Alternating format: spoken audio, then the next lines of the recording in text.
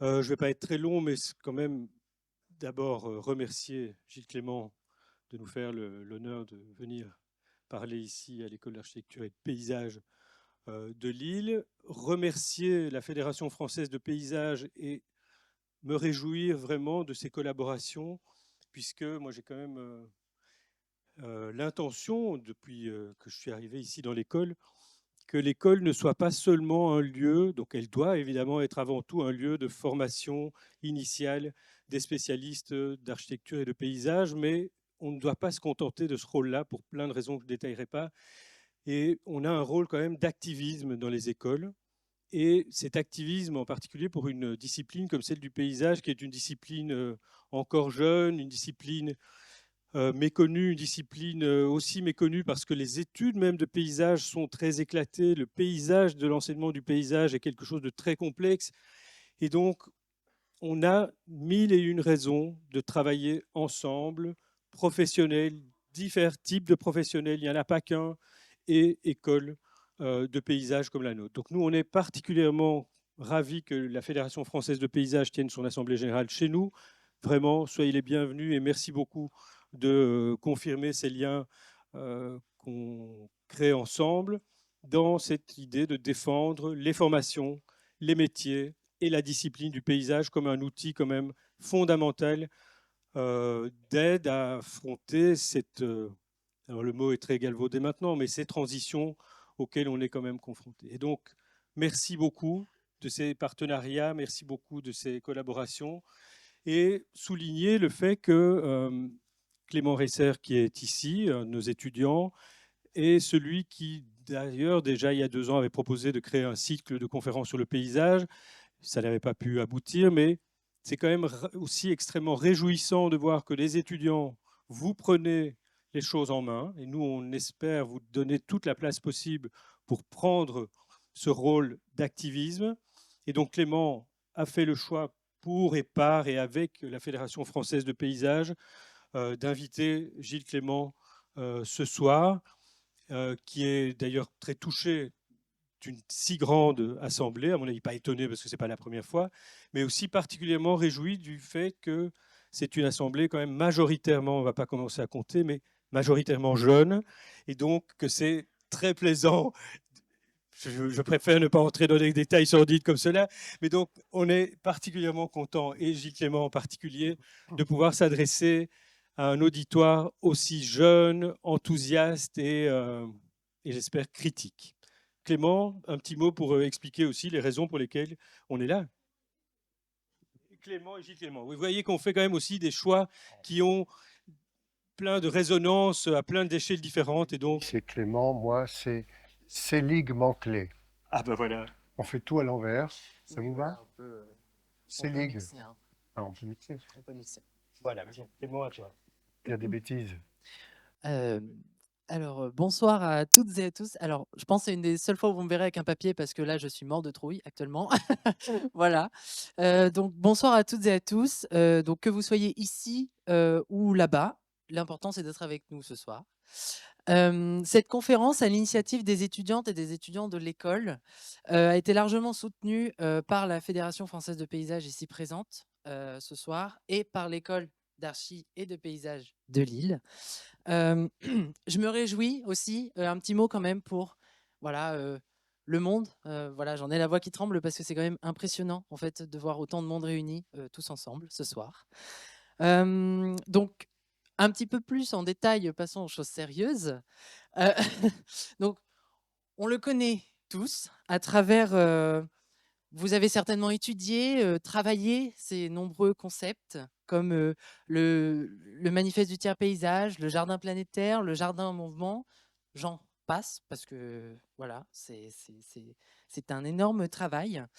Ces différentes interventions, que ce soit au domaine du Railleul ou le parc André Citroën, donc vraiment un spectre sans fin de travail de jardiniers, paysagistes, botanistes, entomologistes, biologistes ou encore écrivains.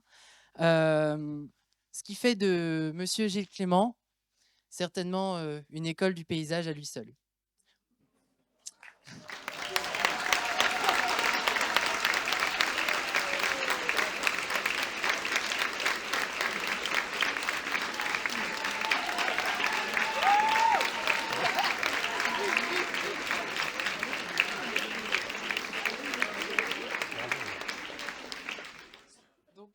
Voilà, très courte intervention pour terminer.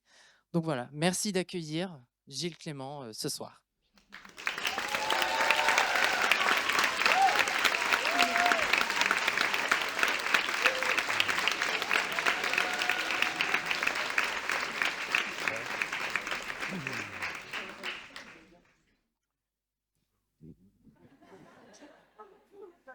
J'ai jamais été autant applaudi avant d'avoir rien dit. Ah, je suis assez impressionné parce que là, vous êtes très, très, très nombreux. Alors, quand j'ai été invité à faire cette exposé, disons, sur mon parcours, je me suis vraiment demandé qu'est-ce que j'allais vous montrer, de quoi j'allais parler, parce que c'est assez difficile de faire un tri. Et finalement, je me dis que peut-être les questions que vous pourrez poser, si vous avez le temps, si on le peut, seront très utiles pour que je puisse apporter le complément à ce que je n'aurais pas dit avant. Alors, j'ai développé ça en quelque chose qui a à voir avec la chronologie de mon parcours. Chaque fois qu'on change de thème, il y a les nuages qui arrivent. Alors, c'est très important parce que c'est vraiment le jardin planétaire, on est dans l'eau. Sans eau, il n'y a pas de vie, il n'y a rien. Donc, il n'y a évidemment pas de jardin. Et pour moi, c'est quelque chose de fondamental. Alors, je dis sans eau, mais c'est vrai que même ici, il y a de l'eau, hein. Vous savez ça. C'est- les conditions de la condensation n'y sont pas, donc on ne le voit pas, mais elles y seraient, on serait dans la brume, on ne se verrait plus. Donc oui, c'est important, c'est la base de la vie, et mon parcours a commencé comme ça. J'ai eu un peu de chance parce que je ne savais pas ce que j'allais faire quand j'étais étudiant, mais pas du tout, hein. Je me demandais, mais pourquoi je suis à l'école là? J'étais mauvais élève, j'ai doublé 3 fois les classes. Bon, mes parents ont réussi à me faire passer dans d'autres, voilà quoi. Et puis un jour, en classe de seconde, il y avait un enseignement qui s'appelait les sciences naturelles. Et c'était le seul cours où je comprenais les choses et surtout ça m'intéressait, donc j'étais pas mauvais. Et la prof me dit, il y a un métier qui existe, ça s'appelle paysagiste. Là, moi, je connaissais pas, hein. Et pour arriver à faire ça, elle m'a quand même dit ce qu'était le métier de paysagiste, finalement, jardinier, et enfin, le travail de quelqu'un qui conçoit, qui est dans la composition, mais avec le vivant. Alors moi, tout de suite, là, je me suis dit, ah ben ça me concerne. Je vous dirai pourquoi. Et à partir de ce moment-là, ben, je suis devenu bon élève. J'ai pu passer toutes les étapes importantes car il fallait aller à l'école d'ingénieur horticole. C'était là, à l'école d'ingénieur qui était à Versailles déjà à l'époque, qu'il y avait une antenne paysage. Il n'y avait pas une école indépendante, hein. Elle n'a été, alors je parle des années, là vous n'y êtes pas né évidemment, mais elle n'a été indépendante qu'en 79, donc très longtemps après, où j'ai commencé d'ailleurs moi à être enseignant, donc, dans cette école indépendante. Mais auparavant, c'était l'école d'horticulture et avec l'antenne paysage. Alors pourquoi est-ce que ça a commencé pour moi à être une chose qui m'a parlé vraiment? C'est que j'avais tout petit un intérêt pour les choses étranges auxquelles je ne comprenais rien, mais qui me fascinaient complètement. Ça, c'est l'espèce d'aile qui est utilisée par une graine d'érable pour circuler, finalement voler. Alors la graine, on ne la voit pas, mais cet élément-là est un support qui permet au vent, à la force du vent, de pousser la graine loin et de faire voyager la plante finalement. Au début, je n'avais pas compris tout ça. Et si je vous la montre, c'est aussi parce que il y a un étudiant paysagiste, alors c'est beaucoup plus tard, qui a fait son diplôme sur les samarres de l'érable, c'est le nom de la graine en question. Et il a peint 800 samarres qu'il avait ramassés en rouge, il les a peints, il est monté à la Tour Eiffel et il les a jetés. Et là, bon, il ne les a pas retrouvées toutes, hein, mais il a fait la cartographie des endroits où sont arrivées ces graines, comment finalement un érable voyage. Bon, tous les érables ne montent pas à la Tour Eiffel, c'est sûr, mais en tout cas, ils peuvent être portés par un coup de vent. Donc ça illustre quelque chose qui était le voyage des plantes, quelles qu'elles soient, même les arbres. C'est la multiplication d'une espèce qui a l'air de ne pas bouger, mais non, elle se déplace quand même. Il s'appelle Vincent Maillot, celui-ci, qui est cet ancien élève. Il est aujourd'hui avec Leïla Toussaint, je les avais eus tous les deux dans une promotion à l'école à Versailles. Ils sont à Dijon. C'est avec eux que j'ai travaillé sur l'arc complémentaire à Arc-Senans, vous voyez, Saline Royale. Donc je me suis intéressé à des choses comme ça, bizarres. Comment se fait-il qu'il y ait un vide à cet endroit-là? Et en fait, j'ai mis beaucoup de temps à comprendre, parce qu'il fallait que je m'adresse à des scientifiques pour ça, que la piloselle, c'est la plante qui est au milieu, et elle émet au bout de ses racines des toxines qui chassent les graminées. Donc ça fait un vide, c'est une chose incroyable, parce que on nous dit qu'il faut tondre, il faut faire propre, il faut faire ci, mais on pourrait nous dire aussi, ah ben, si vous voulez chasser quelques graminées, tiens, pourquoi vous n'utiliseriez pas des piloselles? Qu'est-ce que c'est que le rapport d'une plante à l'autre? C'est le vivant qui m'a immédiatement intéressé, mais surpris. Pourquoi aller manger cette plante-là? Ben oui, parce qu'il y a une chenille qui adore. C'est le Cuculia verbacea, la molène, elle va être broutée, quoi. Alors ça fait un peu un dessin bizarre que quelquefois on trouve pas beau, c'est pas décoratif. Oui, mais enfin c'est la relation entre la chenille qui va donner un papillon et puis la plante. Mais c'est beaucoup plus compliqué que ça. C'est qu'il y a aussi des oiseaux qui vont venir vouloir manger cette chenille. Sauf que quand ils vont voir qu'elle est rayée avec du noir, ils vont se dire ah non, c'est du poison et ils vont pas la manger. Mais ça, j'ai mis longtemps à apprendre ça. Mais pourquoi on ne nous enseigne pas ça? Alors qu'on est sans arrêt en contact avec ces êtres vivants. Donc voilà, je me suis fasciné, je me suis intéressé à tout ça. Et puis bon, voilà, la zygène. Enfin, vous avez peut-être déjà vu un papillon comme celui-là, dont la chenille ne vient pas du tout sur cette plante qui est une scabieuse. Elle se nourrit de tout à fait autre chose, etc. Vous voyez, donc tout ça, ça s'appelle un écosystème.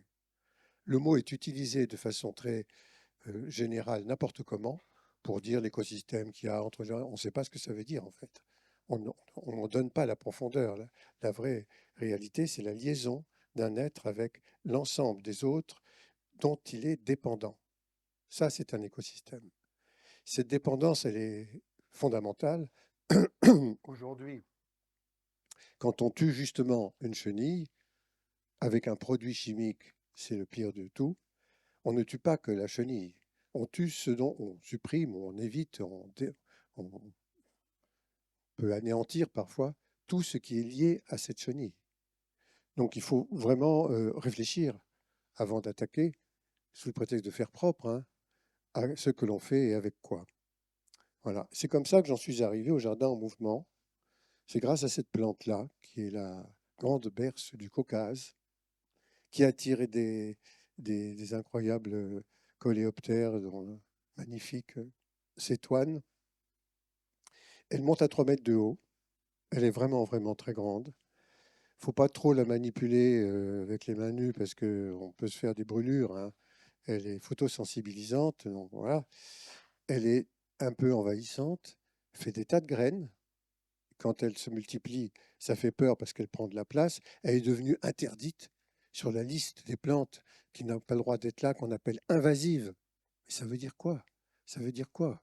Envahissant, il y en a plein des plantes envahissantes, plein, y compris depuis extrêmement longtemps. Imaginez les chênes, vous voyez les chênes, ils sont envahissants. Chez moi, il faut que j'arrache les jeunes pousses des glands hein, qui n'arrêtent pas d'être, parce que les geais, les oiseaux qui les mangent, ils les laissent tomber, il y en a partout dans le jardin. Si je laisse pousser les chênes, on est foutu, quoi. Et la chênaie en Europe, elle est considérable. Mais elle n'existait pas il y a 10 000 ans. Les chênes sont arrivés du sud de la péninsule ibérique d'un côté, du sud de la péninsule italienne de l'autre. C'est les oiseaux, justement, qui les ont fait remonter à la fin de la dernière glaciation. Donc, c'était hier matin, hein. Tout ça, c'est rien. Hein. 10 000 ans, vous imaginez dans l'histoire de la planète, rien. Donc, tout bouge tout le temps. Quand on dit cette plante est interdite, ça m'énerve. Je ne peux pas accepter cette idée. Il y a peut-être besoin, effectivement, d'intervenir si elle prend la place au point d'éliminer une autre espèce, qui est très rare. Hein. Ça, c'est très rare. Mais bon, sinon, alors ça, c'est du jardinage. Mais sinon, non. Cette plante-là m'a appris parce que elle est très belle et je voulais la garder. Je savais qu'elle était envahissante, mais bon, j'allais me débrouiller pour essayer de faire qu'elle ne devienne pas exagérément présente sur le terrain. Mais c'est une thérophyte, c'est une plante annuelle. Elle meurt après avoir fait ses graines. Et c'est d'ailleurs les graines qui font qu'elles se multiplient énormément, par le vent, par les animaux qui transportent dans leur pelure, dans leur machin. Bon, d'accord. Donc, ce que j'ai décidé de faire, c'est de supprimer la hampe florale lorsque la floraison arrive aux graines. Et là, la fleur, on la voit presque plus, on voit que des graines qui commencent à mûrir. Il faut éviter qu'elles soient mûres. Et là, je les coupe avant, donc elles ne se multiplient pas.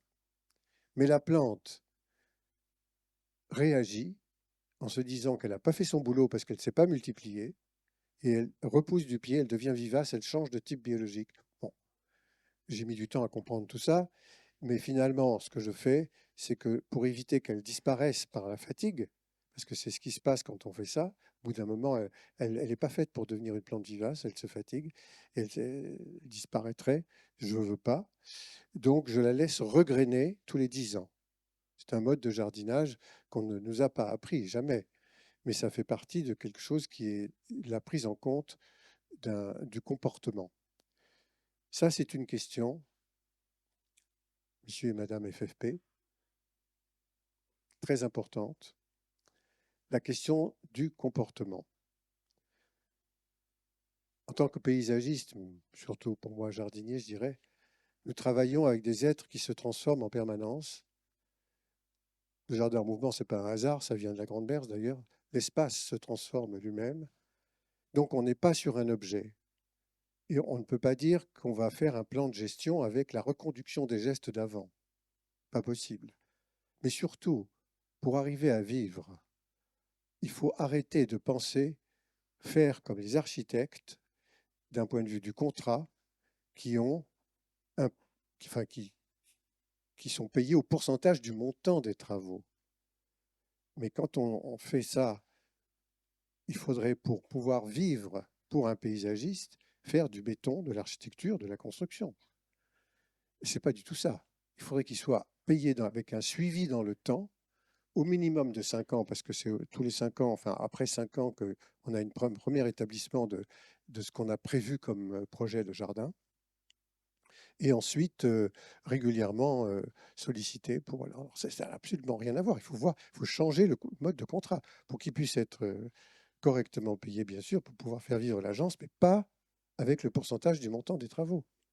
Vous comprenez ce que je veux dire? Ça vient du fait que l'on donne un privilège aux vivants. J'en ai parlé à Henri Bavard plusieurs fois. Il m'a dit oui, oui, oui, mais changer, c'est pas facile. Je pense qu'il faut y arriver, si c'est possible. Bon, alors, donc, je continue sur l'histoire de la Grande Berce, qui m'a beaucoup aidé, parce que le jardin mouvement vient d'elle. À partir du moment où on accepte cette plante, comme elle est très grande, elle change la structure de l'espace au point de dire on a un paysage différent d'une année sur l'autre. Il n'y a pas qu'elle, évidemment, qui fait ça dans le mouvement. Il y a toutes les plantes à cycle court, mais elle est plus forte. Alors j'ai dit, ok, je fais ça, bah, le jardin, bah, il est en mouvement, quoi. Donc vous voyez ici, là où elle apparaît de graines nouvelles, là sur la partie gauche, je tondais, je passais à pied, bon, bah, je passe plus, je fais un chemin à côté. Après, elle s'installe elle fait une autre île plus loin, et ainsi de suite. Mais ça vous donne, le chien vous donne l'échelle, si je peux dire. Oui, c'est une grande plante, hein. Donc, je vous ai parlé très brièvement des plantes à cycle court, comme la Grande Berce, qui donne le nom du jardin en mouvement, mais toutes sortes d'autres plantes fonctionnent de cette façon. À l'endroit où il y avait ces fleurs que vous voyez jaunes, qui sont des euphorbes, il y avait un arbre. Il est tombé dans la tempête 99. Ça a tout retourné, comme font les taupes, hein. Vous avez mais sauf que c'était une immense motte de terre. J'ai régalé pour arriver que ça fasse dans la pente une main. Puis le printemps qui a suivi immédiatement après a poussé là plein, plein, plein de plantes que j'avais jamais vues. Jamais. Les graines dormaient. C'est le rôle d'ailleurs très positif de la taupinière, hein. Je remercie les taupes souvent de faire remuer le sol dans un sol fertile qui n'a pas été anéanti par les produits, car il y a des graines qui sont là et qui dorment. Et du coup, quand elles arrivent en surface, elles germent et on découvre des merveilles. Donc ça vaut la peine, hein. J'ai essayé de faire un jardin de taupe à Lausanne pour enfin bon, pour lors d'une expo et tout. Ils ont dit non, non, on en a déjà, etc. Enfin bon, d'accord. J'ai pas insisté, mais c'est dommage, hein. J'ai quand même fait un cadran solaire pour taupe, enfin pour nous. Mais à propos des taupes, parce que oui, dans mon parcours, ce que il faut que je vous dise, c'est que j'ai arrêté la clientèle privée quand j'ai compris que ça n'allait pas. C'est pas là qu'on pouvait inventer facilement. Il fallait dialoguer avec les clients, mais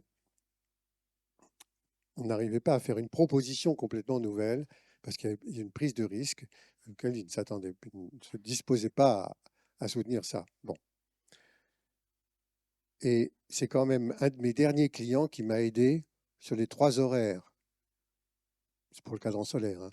La taupe, j'arrive chez lui, il avait la fenêtre ouverte au rez-de-chaussée sur la prairie devant et son fusil. Je dis, mais pourquoi Ben, elle arrive à 7 heures le matin, à midi et à 5 heures l'après-midi. Je ne savais pas ça, hein, mais en tout cas, il avait raison. Il était presque midi et hop, la taupinière qui monte et il tire.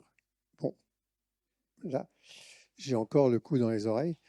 Mais bon, c'était un souvenir utile du coup. Bon, j'ai dit, on ne peut pas jardiner comme ça. Mais enfin, j'avais les 3 horaires. Du coup, j'ai fait un cadran solaire pour Lausanne, mais il n'y avait pas de taupe.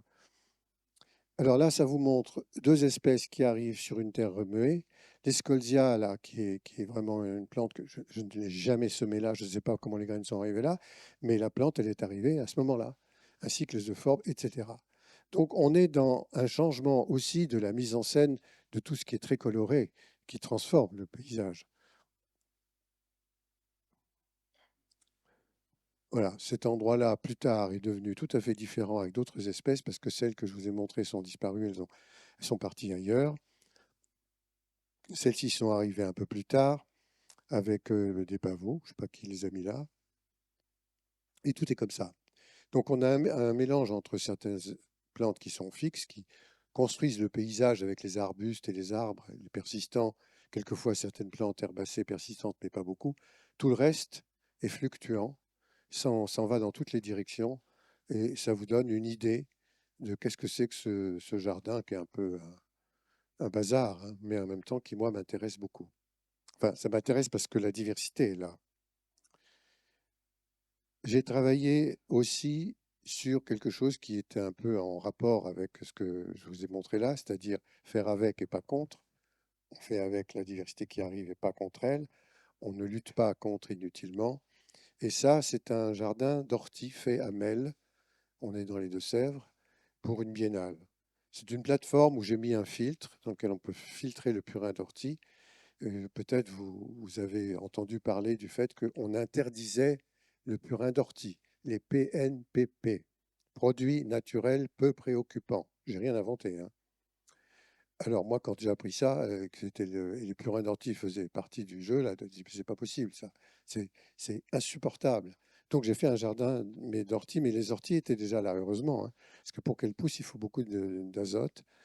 Donc c'était juste des chemins dans les orties, et puis une plateforme, et un machin comme ça, une espèce de filtre qui est comme une sculpture, et la démonstration du filtrage et le cadeau donné aux visiteurs.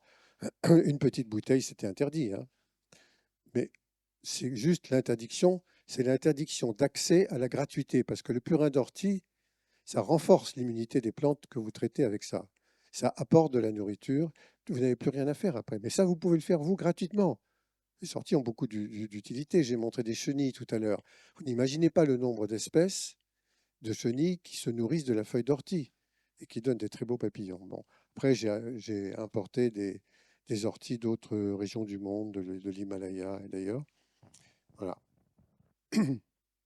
Cette photo, je la montre parce que elle est un peu bizarre, hein. On dirait un jeu. C'est un terrain d'une douzaine d'hectares sur le plateau de Saclay, où j'avais fait la proposition de changement de mode de culture avec des feuillets, des paillages et des cultures aussi, pour remettre la vie dans le sol. C'était avec plusieurs scientifiques.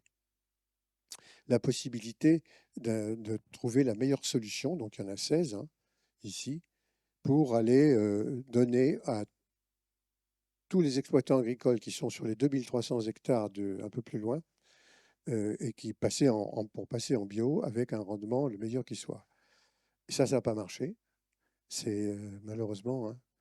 Mais parce que c'était mal vu, là encore, on allait avoir des gens qui allaient travailler avec des sols vivants sans dépenser, sans acheter tous les produits, hein. Vous savez, c'est l'agro-industrie qui prend la main sur tout aujourd'hui depuis déjà très, très longtemps. C'est extrêmement dangereux. Bon, mais bizarrement, cette parcelle est toujours là. Elle n'a pas été utilisée pour un lotissement, ce qui avait été éventuellement prévu, on m'en avait parlé, enfin bon. Et la personne qui intervient dessus, Yann Lafolie, est quelqu'un qui m'a fait venir ici au tout début. C'est comme ça que je suis venu ici pour la première fois. C'était pour son diplôme. Lui, il faisait un diplôme sur le rapport qu'il avait avec des Roms qui s'étaient installés dans une friche un peu plus loin. Et ça m'avait beaucoup intéressé, sauf qu'il n'était pas accepté dans le jury. Et il m'a demandé si moi, on ne se connaissait pas, hein, et moi j'ai trouvé ça très important. Donc je suis venu et on a gardé contact.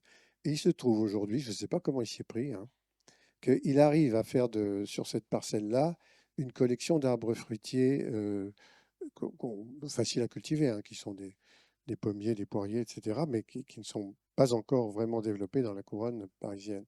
On va voir ce que ça va donner. Il s'appelle Yann Lafolie.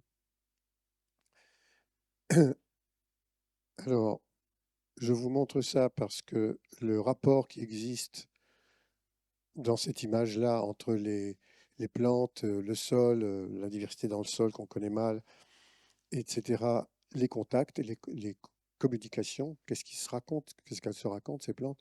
Et cette image en parle visuellement. Il s'agit de deux arbres qui sont adultes, qui sont de chaque côté d'une route. Je suis passé dessous. Il s'appelle Samanea saman, cet arbre. Il est plutôt d'Amérique du Sud, mais en fait, j'ai pris en Australie, mais bon, peu importe. Il a des épiphytes dessus, mais ce que vous voyez, qui est le plus important, c'est la fissure de timidité. Vous voyez la lumière qui est là? Eh bien, ça vient du fait que cet arbre-là, quand les branches se rapprochent les unes des autres, elles ne se touchent pas. Et ça donne une lumière. Et c'est très, très particulier. J'avais appris ça en allant avec Francis Allais dans la forêt au Gabon, où on avait trouvé quelques arbres timides, mais lui, il en avait, avec son équipe scientifique, environ recensé une centaine, et je pense qu'il y en a plus aujourd'hui, mais c'est juste la démonstration d'une communication. Mais dont nous ignorons tout, vous voyez, là-dessus, nous sommes... Parce qu'il se peut qu'ils communiquent aussi par les racines, hein, mais bon, voilà, c'est l'image. Donc, on fait quoi avec tout ça? Et j'ai eu la chance au parc André Citroën de pouvoir faire une proposition d'un jardin en mouvement. Au départ, c'était au milieu, au centre. L'architecte Patrick Berger, avec qui je discutais, on a fait équipe, était d'accord avec ça. Puis ça ne s'est pas fait là parce que vraiment, là, il y a eu une discussion, disons, avec le jury qui a dit non, non, non. Alors, mais ils m'ont donné une surface quand même d'1 hectare et ça s'est fait sur la partie en bas à gauche, que vous voyez là un peu rayé. Bon, ben ça, c'est le jardin en mouvement.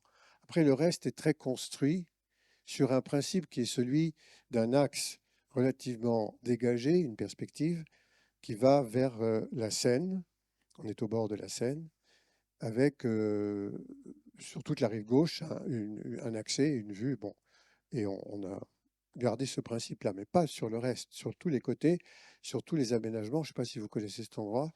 Eh bien, il y a quelque chose qui n'a rien à voir avec les autres jardins de la rive gauche de la Seine.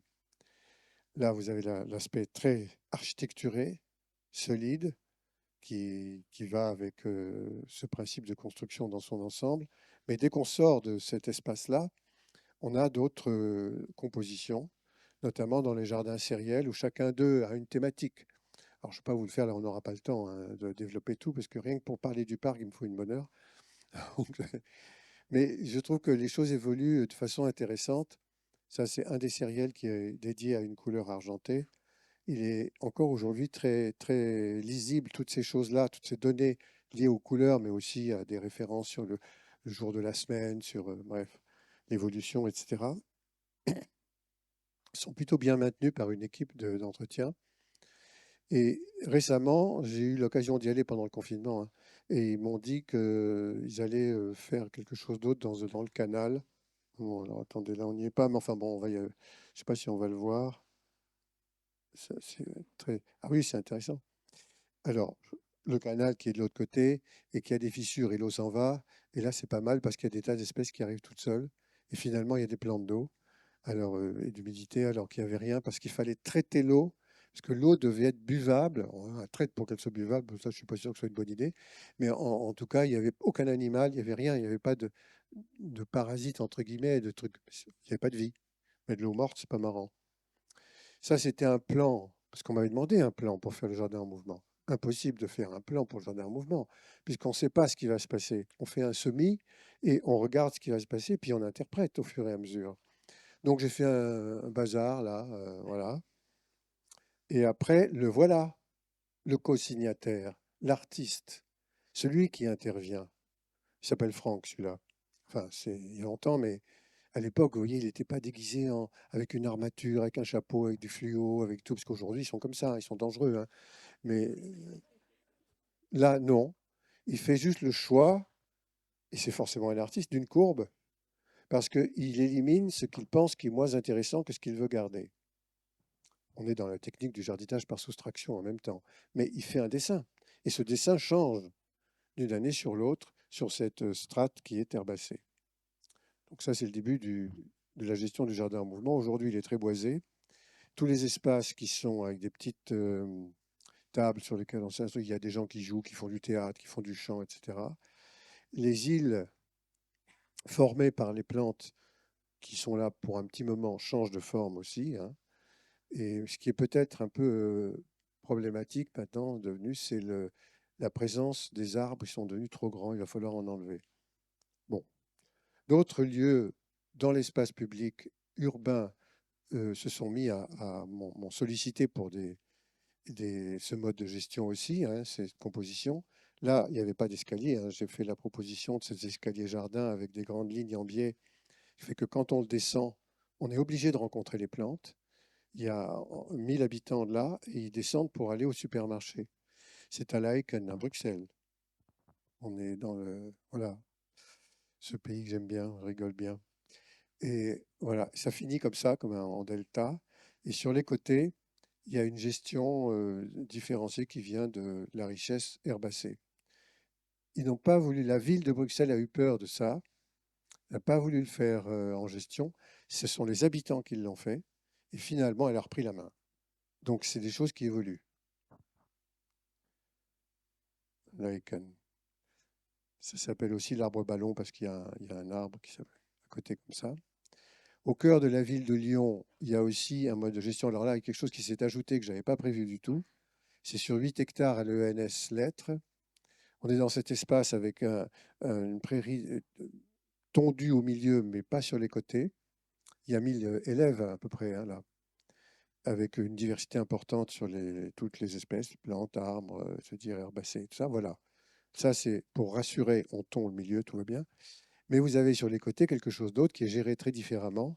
Et c'est pour faire des meules pour eux. Et moi, je n'avais pas prévu. Dire que de cette gestion de faire avec la diversité, etc., bon, sont venus se rajouter ceux qui évitent le moteur et le bruit et qui broutent, qui tondent très très bien. Alors aujourd'hui, hein, ça c'est plus récent, il y a maintenant des cours de faux. On revient à la faux à la main parce que ça va plus vite que le rotophile, ça fait pas de bruit, ça tue pas les insectes. Encore faut-il des gens qui sachent s'en servir, hein. Voilà, ça c'est sur 8 hectares à l'ENS de Lyon. Alors là, je suis obligé de vous parler de... Vous le voyez le truc. Waouh. Là, on a une combinaison entre le problème de l'architecture et quelque chose d'autre qui est finalement la liberté d'expression du monde végétal, c'est le tiers-paysage, hein. Construction de la ligne TGV Lille, je sais pas quoi, Europe. Il paraît que ça existe. un tas. Vous le voyez, le tas. Et moi, on me dit, il faut que vous l'enleviez parce que c'est pas beau, etc. On n'a pas du tout prévu ça avec l'équipe Empreinte, avec Eric Berlin et son équipe. On a travaillé sur tout. J'ai fait la proposition de quelque chose qui serait l'utilisation de la colline sous une forme carrée et avec des parois verticales pour qu'on ait un plateau. Et sur le plateau, une floraison, mais surtout un boisement spontané. Ça a été interdit. Enfin, la forme carrée. Je m'adresse aux architectes. La forme carrée, interdite. Alors pourquoi? Ben, parce que on est sur les fortifications Vauban. Je n'ai pas tout le détail à vous montrer parce que là encore, ça passerait trop de temps, mais où il y a, paraît-il, en dessous, on ne voit plus rien, tout a été détruit, hein, un truc carré, voilà, qu'il faut respecter sous la terre. C'est particulier, hein. Et donc, j'ai pas pu. Pendant un an, on a cherché, grâce à un artiste, Claude Courtecuisse, qui nous a proposé l'île Antipode, cette forme-là, aux antipodes de la ville de Lille, et ça a été accepté.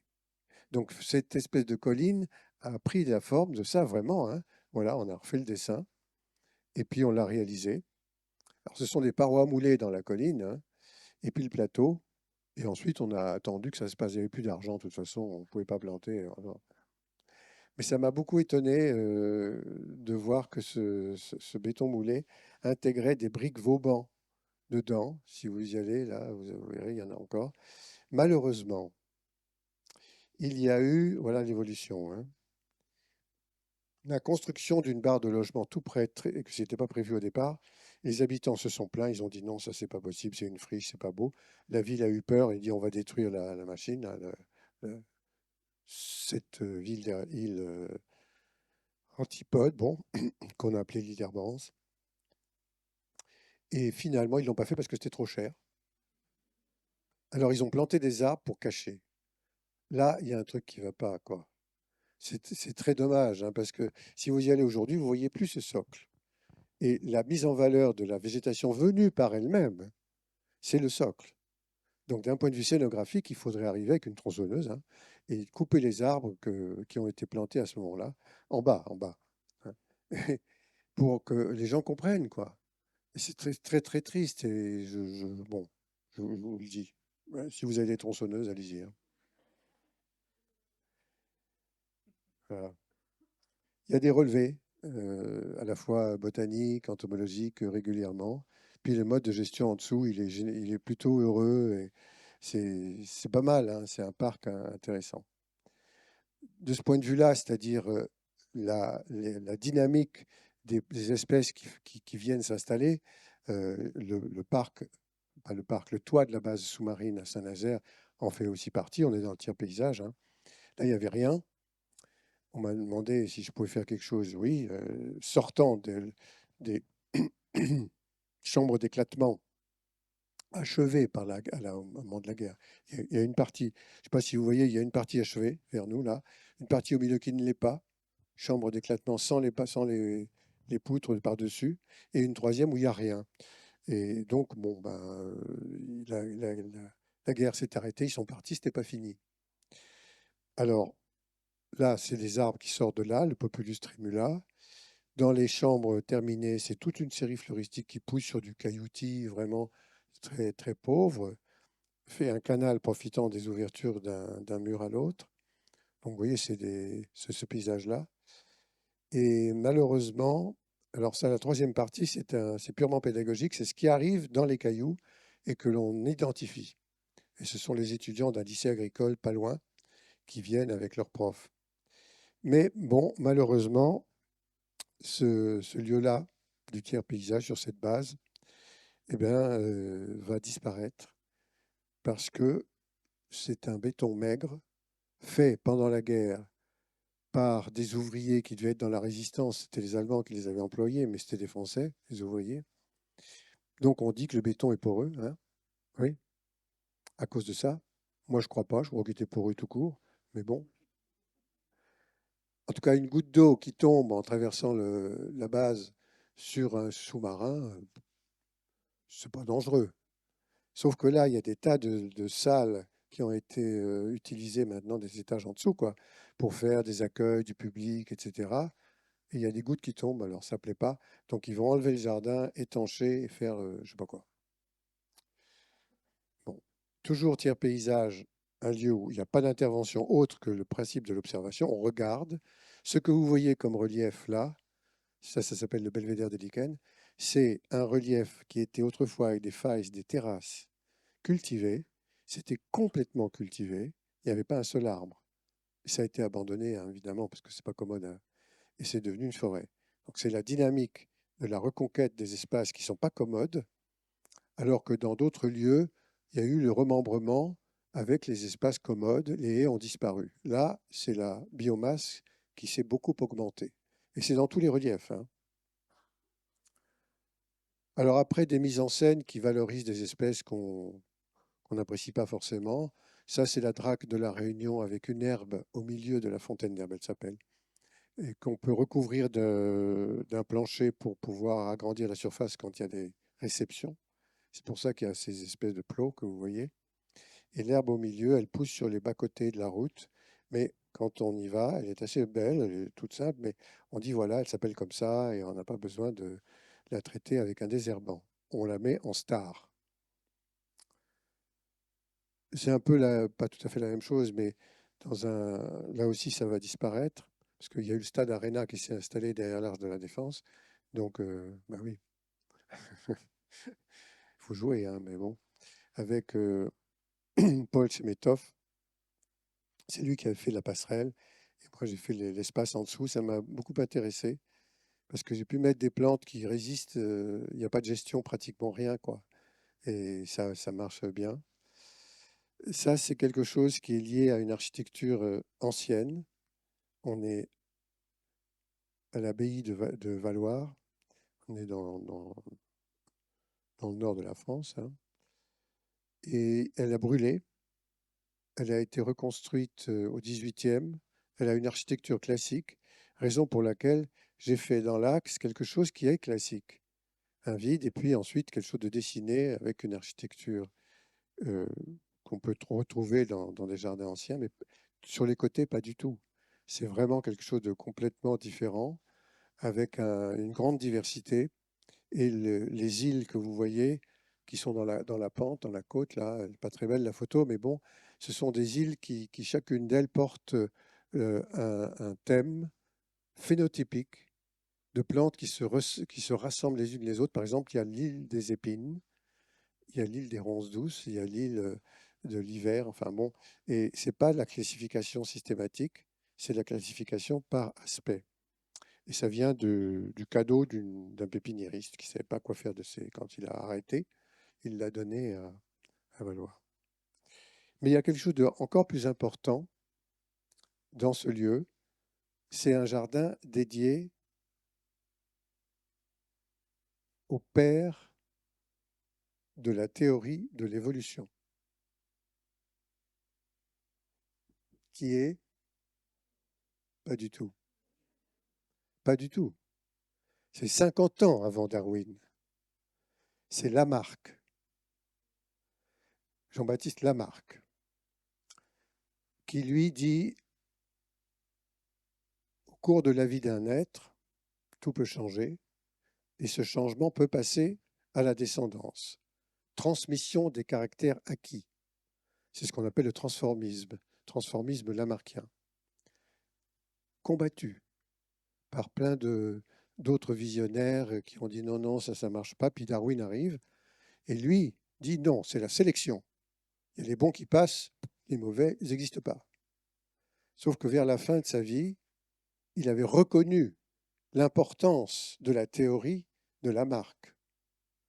L'évolution vraiment, dans le courant de la vie d'un être. C'est hyper important, quoi. Vous le savez bien, hein. Oui, en classe, des petits en maternelle, là, il y en a qui sont géniaux, d'autres qui font rien. Et on va dire, allez, poubelle, mais on ne sait pas. C'est peut-être ceux qui font rien qui seront les meilleurs. On ne le sait pas. Au courant de la vie d'un être, donc, tout se transforme. Et ça, c'est quelque chose qui a été enfin admis par Darwin, mais qui n'est jamais communiqué, jamais. Moi, je trouve ça triste, lamentable, ça m'énerve, hein, parce que les deux théories existent. Il y a effectivement la sélection, mais il y a aussi l'autre. Et très majoritairement, c'est le transformisme lamarckien qui l'emporte. Aujourd'hui, depuis pas longtemps, 4-5 ans peut-être, la statue de Lamarck, qui était cachée dans le Jardin des Plantes à Paris, est revenue au milieu. Mais on l'avait cachée, hein. C'est dingue.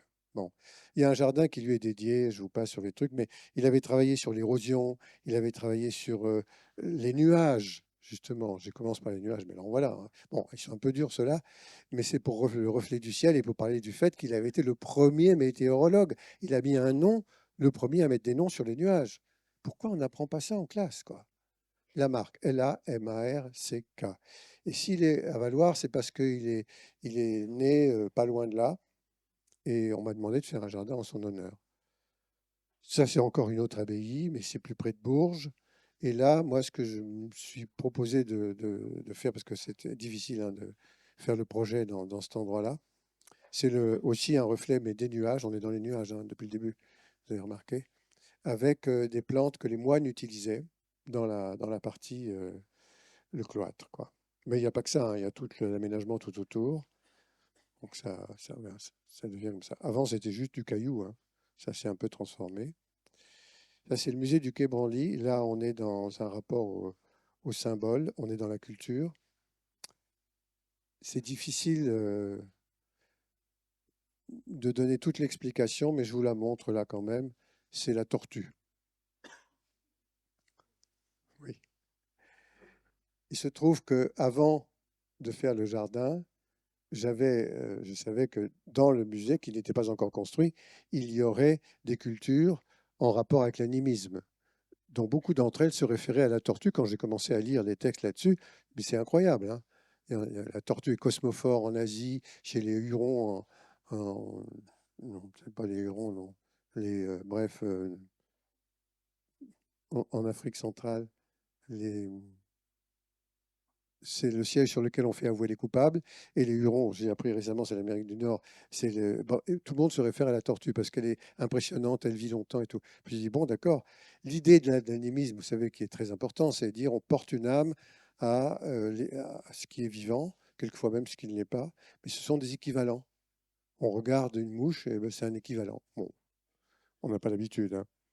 Mais donc j'ai fait des formes qui sont en rapport avec cette tortue. Le trait rouge, c'est pas moi, hein, par terre.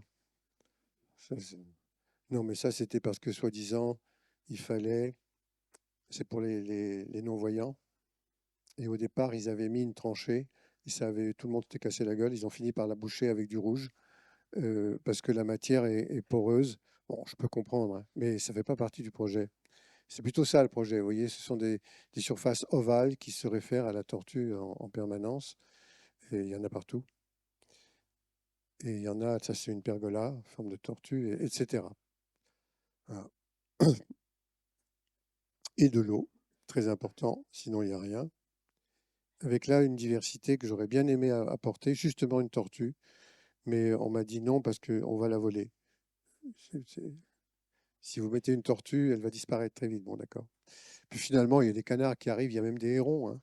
On m'a envoyé des photos avec. Et dans le sol, j'avais mis des inclusions, mais ça c'est une erreur, parce que c'est un matériau qui ne supporte pas les piétinements, et au bout d'un moment, c'est rayé, on ne voit plus rien. Mais il y avait toutes sortes, il y avait des coquillages, des insectes inclus dans le sol. Voilà, donc ça c'était le musée du Quai Branly. Et là, on arrive au jardin planétaire. J'ai bientôt fini, hein. Il y en a qui en ont, c'est normal. Avec l'idée que pour nous qui avons une amplitude biologique très grande, c'est facile de voyager d'un endroit à l'autre dans le monde, même si on va d'un climat à l'autre. Pour les plantes et les animaux, c'est beaucoup plus difficile. Et ce sont les seules véritables frontières, elles sont biologiques et on appelle ça des biomes. Là, ce que vous voyez qui est cartographié, ce sont en couleur les zones climatiques. J'ai travaillé sur la zone climatique méditerranéenne et fait un jardin qui est le domaine du Rayol. Donc une plante qui vient d'une zone climatique qui a une couleur ici sur un continent peut arriver sur un autre continent à condition qu'il soit dans la même couleur, c'est dans le même climat. C'est ça. Et effectivement, les plantes voyagent, comme je vous l'ai dit, hein. Elles ont voyagé même avant que les humains ne soient là pour les aider, mais ils ont accéléré énormément ce mécanisme. Ça, c'est le continent théorique, Troll qui a fait ça en 1940. C'est l'ensemble des masses continentales rassemblées en une seule figure, où vous avez des espaces très importants réservés au froid, en haut, le bleu, mais aussi le noir au milieu, qui est quand même, c'est tropical. Le Méditerranéen est orange, hein, il est très, très petit en surface. Le désert est jaune, et ainsi de suite, hein. Et c'est tous les continents rassemblés. Voilà, moi j'avais vu ça. Tiens, pourquoi c'est là, ça? Bon, ça c'est en Afrique du Sud, dans une zone méditerranéenne, où il y a des pyrophytes, des plantes du feu, qui vivent avec des répétitions du feu, qui ont même besoin au bout d'un moment que le feu arrive pour que soit levée la dormance des graines, qui elles dorment. Les plantes meurent, mais leurs graines qui sont là tombées depuis longtemps repoussent. Et le lys, le fire lily, il l'appelle, ne vient fleurir que s'il y a eu un incendie et les bulbes chauffés fleurissent. Sinon, ils ne fleurissent pas. Et ceux-là qu'on appelait autrefois les black boys, qui aujourd'hui s'appellent grass trees, qui sont des Xanthorea, plutôt d'Australie, ont les troncs brûlés, mais repoussent à chaque fois. Ils ne sont pas morts. Parce que la base des feuilles brûlées, ça, un arbre qui a c'est pas un arbre, mais enfin bon, qui a cette altitude-là a plus que 200 ans, 2 mètres, et ça pousse très très lent à pousser. Mais en tout cas, la base des feuilles brûlées protège le cœur où il y a les vaisseaux. Et au domaine du rayol, tout est basé là-dessus, sur les plantes. Elles sont toutes pyrophytes, elles peuvent toutes résister au feu. Alors, les pieds mères disparaissent, mais elles repoussent avec les graines. Et il y a tous les continents qui sont représentés. Et il y a des zones, ça c'est l'Europe, le couloir des cystes, une plante qui meurt très vite, mais elle a les graines par terre. S'il n'y a pas de feu, vous ne la revoyez plus, hein. Ça c'est les Canaries, avec le Dracæna draco, le dragonnier, et puis les plantes en dessous bleues qui sont très très belles, qu'on trouve seulement là-bas. Là, on est au Chili. Dans le Chili central, il y a toute une partie de plantes qui sont des pouyas qui ont cette figure.